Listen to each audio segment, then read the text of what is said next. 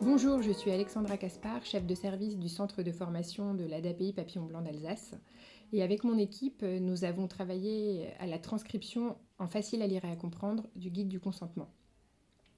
Nous sommes très contents d'avoir eu cette opportunité parce que transcrire en FALC un document sur un tel sujet, c'est le rendre accessible au plus grand nombre.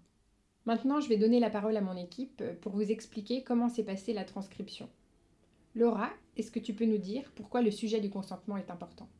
Il me semble essentiel de parler du consentement avec les professionnels, mais aussi avec les personnes en situation de handicap. Les personnes accompagnées ont tous les mêmes droits que tout un chacun, et donc chercher leur accord dans toutes les actions qui touchent à leur vie, eh bien, ça me semble important. Qu'ils soient en capacité finalement de s'exprimer verbalement ou qu'ils s'expriment autrement. Donc, à mon avis, le fil rouge de chaque professionnel dans le médico-social, ça devrait être le consentement.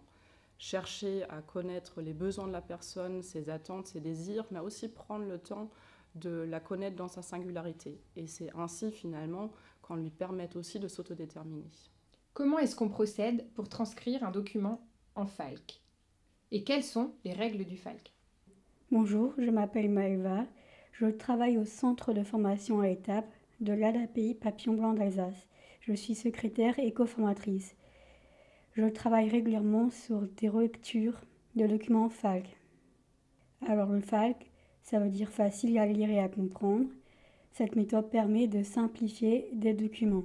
Cette méthode a été créée plus particulièrement pour des personnes en situation de handicap intellectuel, mais elle s'adresse à un public bien plus large, par exemple pour des personnes qui ont des difficultés de lecture, des personnes qui ne parlent pas bien le français et des personnes qui ne voient pas bien.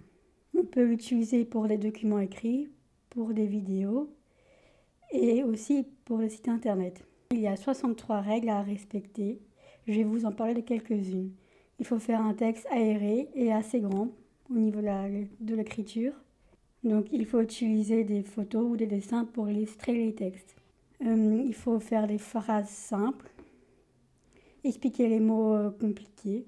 Et la plus importante des règles, c'est de faire participer les personnes en situation de handicap intellectuel qui vont valider le document FALC. Donc on est parti de la version simplifiée que nous avait envoyé le client, qu'on a après séquencé selon les chapitres, et on s'est réparti avec les différents groupes de relecture le travail. Donc eux ont commencé à avancer sur leur partie. Nous, on prenait un petit peu de recul par rapport à ça pour les laisser un peu avancer, tout en vérifiant un petit peu où ils en étaient, les difficultés qu'ils pouvaient rencontrer. Voilà, une fois qu'ils ont terminé leurs travaux, ils nous ont d'abord envoyé une première version, on va dire, qu'on a pu un petit peu évaluer, leur faire quelques retours sur certains axes d'amélioration. Et quand on a récupéré les travaux finaux, après, ce qui a été pour nous un petit peu compliqué et ce qui a demandé du temps, c'est d'arriver à harmoniser les différents travaux, à essayer d'avoir une cohérence. Et après, on a fait une relecture finale ici avec une personne accompagnée qui est aussi experte du FALC, qui nous a permis d'avoir voilà, le guide dans sa version finale pour l'aspect écrit. Et après, tout ce qui était mis en page et visuel, ça a été le travail de notre graphiste au sein de l'association.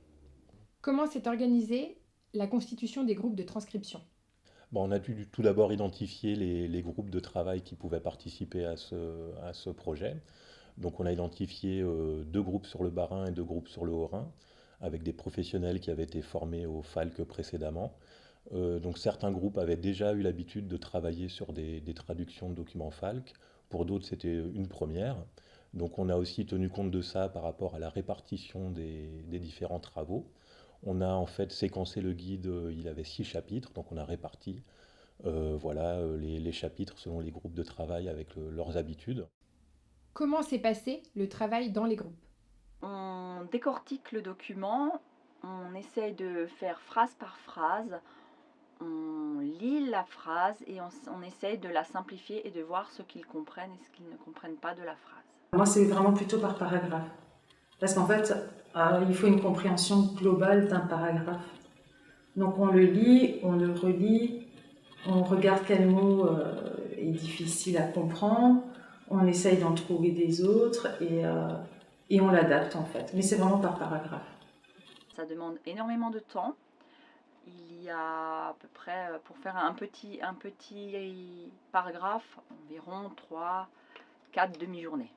Une fois que le document est à peu près fini, il y a une relecture à faire avec eux pour voir ce qu'on a simplifié leur correspond. Et ensuite, une fois que le document est fait, il faut rajouter des images. La complexité de la chose, c'est qu'un dessin, une illustration, ne va pas être interprété de la même manière par toutes les personnes. Et voilà bien la difficulté de l'exercice, c'est qu'un dessin qui va me parler à moi ne parlera pas forcément à une personne accompagnée en fonction de ses propres représentations.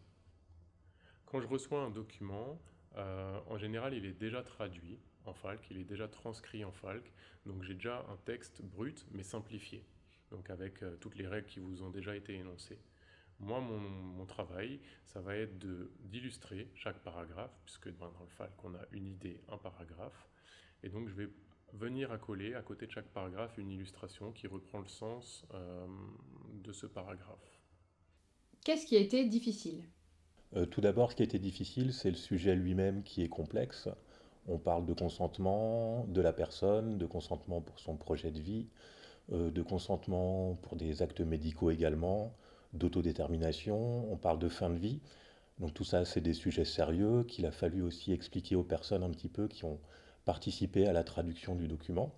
Il a fallu définir ces concepts-là pour qu'elles puissent bien les comprendre et qu'on puisse avoir une traduction qui soit compréhensible.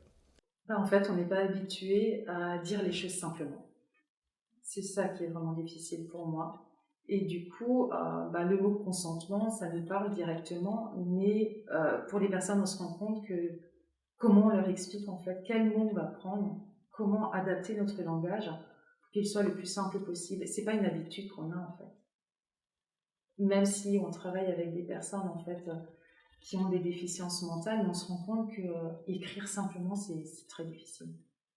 Et finalement, je pense que tous les documents de notre vie devraient être écrits en FALC. Ce qui a également un petit peu été compliqué, c'était l'harmonisation de tous les documents que nous ont renvoyés les groupes de relecture. Voilà, il a fallu trouver une cohérence un petit peu au niveau du style également, pour qu'on ait l'impression que ce soit un document fait par un groupe unique et non pas 4 groupes distincts qui ont travaillé sur le document.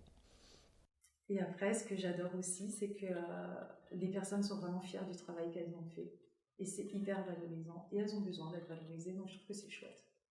C'est difficile, ça prend du temps, avec tous les accompagnements qu'on a à côté, mais quand on voit après le sourire qu'elles ont et à quel point elles sont heureuses, ça me va.